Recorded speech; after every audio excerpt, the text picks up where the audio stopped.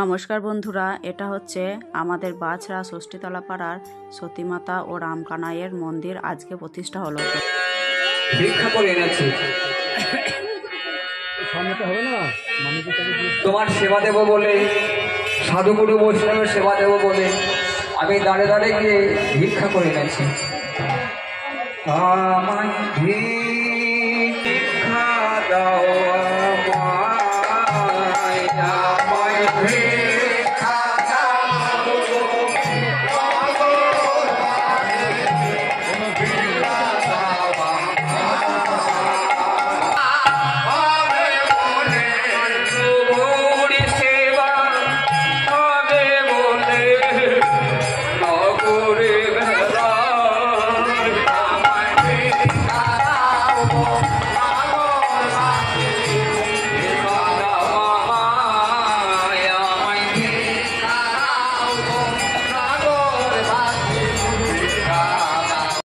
এটা হচ্ছে মন্দিরের ঘর, আর ঘরের ভেতরে ঠাকুরের সিংহাসন আছে।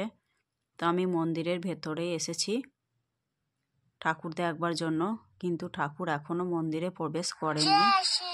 আর এটা হচ্ছে ভোগের ঘর। ভোগের ঘরটাও খুব সুন্দর। ওই যে কাকিমা এখানটাতে ভোগ রান্না করলেন।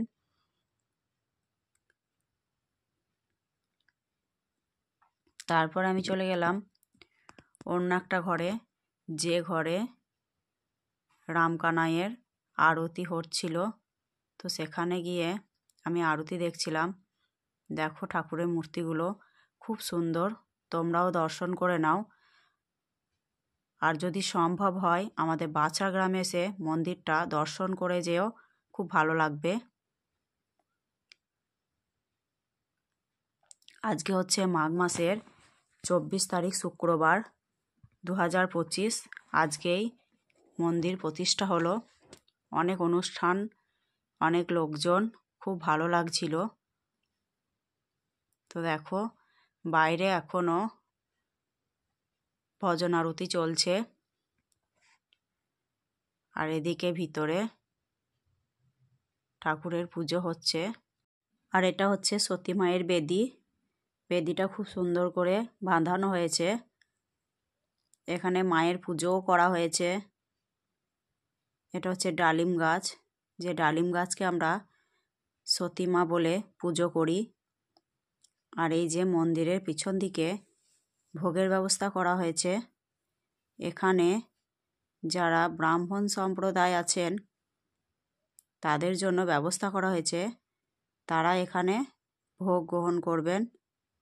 তো আমি আবারও চলে আসলাম মন্দিরের ভিতরে, খুব ভালো লাগছিল। আমি তোমাদেরকে আবারও বলছি, যদি সম্ভব হয় তো আমাদের বাছড়া গ্রামে এসে আমাদের এই মন্দিরটা অবশ্যই দর্শন করে যাবে। আর আমাদের এই মন্দিরের কাজে অনেকেই অনেক কিছুই দান করেছে।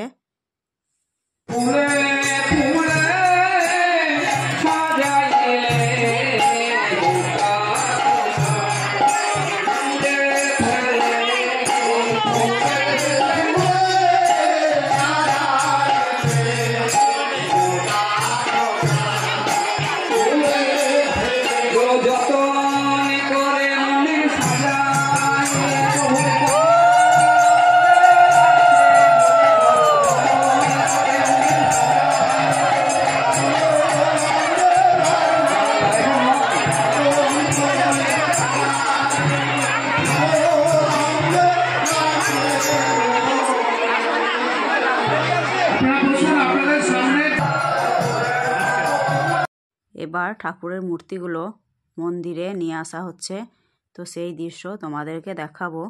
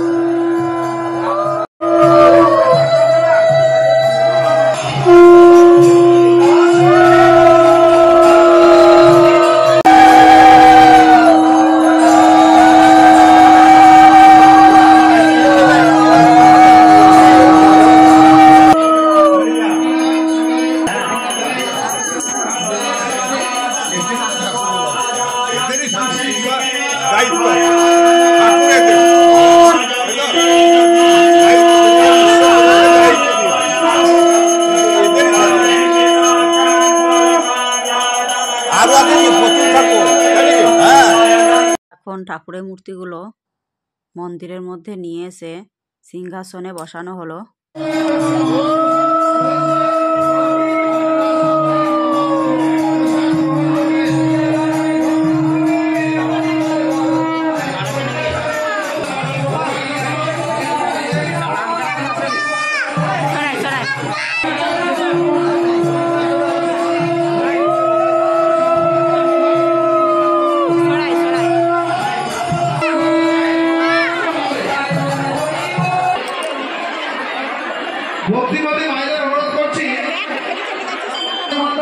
এখানে যারা মন্দিরের কাজে ভগবানের নামে দান করেছে তাদের নামে সিলমোহর বানানো হয়েছে। আমার ছোট দেওর 10,000 টাকা দান করেছে।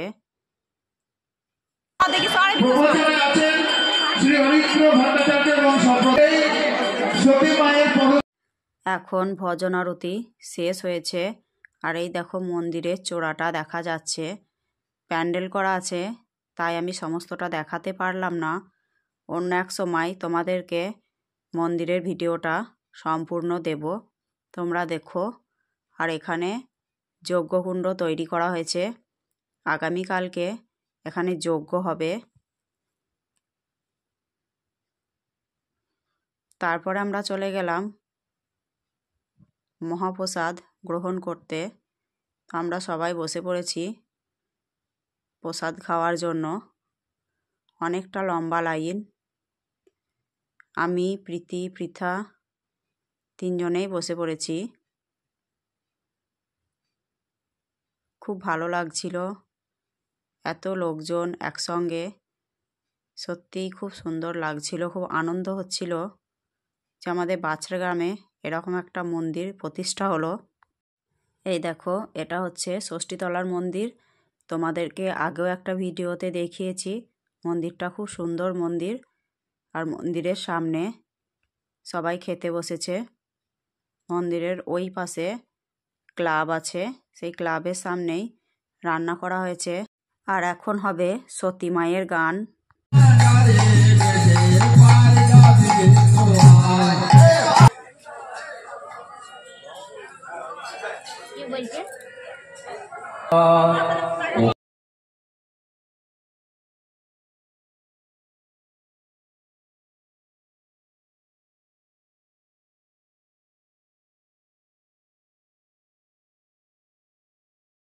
দান পেয়েছে কত ভেয়ের বাবু, অপরাধ মাফ করো প্রভু।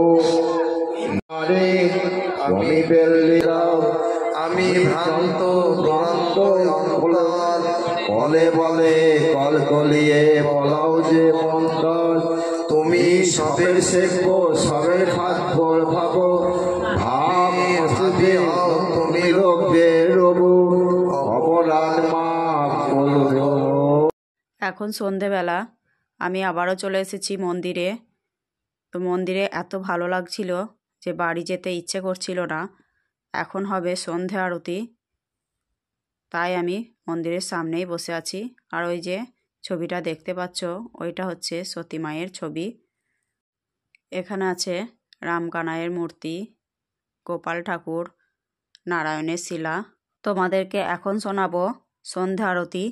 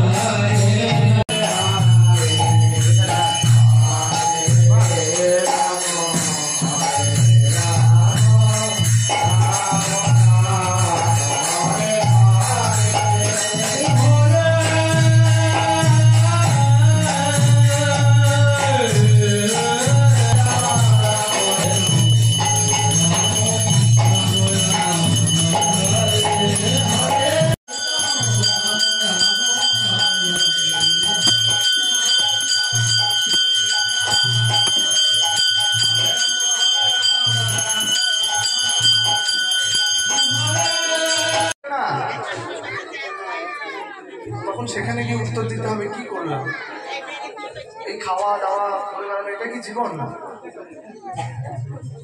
এই জীবনটা থাকবে না। সাধু কি জানেন? কোনটা নিত্য কোনটা অনিত্য সেটি সাধু জানেন। নিত্যানিত্য বিবেক চতুরৈতি,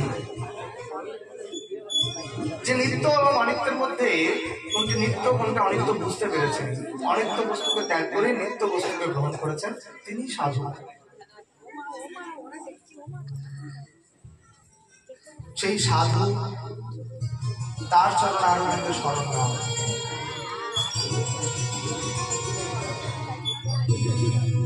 আর এই দুনিয়াটা হচ্ছে পাগলের খেলাঘর।